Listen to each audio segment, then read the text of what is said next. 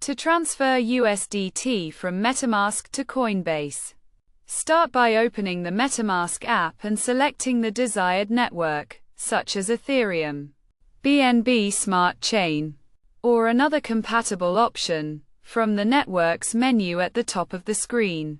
Next, click on USDT from the home screen. Then select the Send button. Now, open the Coinbase app. Navigate to the Transfer option and choose the Receive Crypto option. Search for USDT. Select it from the search results and click on the Copy button next to the wallet address. Return to Metamask. Paste the wallet address into the designated area and click Next. Enter the amount of USDT you want to transfer and click Next again before confirming the transaction. Ensure you have sufficient cryptocurrency in your Metamask wallet to cover the gas fee, for example, 0.00100404 BNB for this transfer.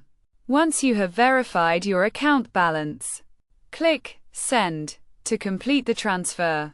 This process is quick and easy, as long as you have the necessary funds to cover the transaction fees.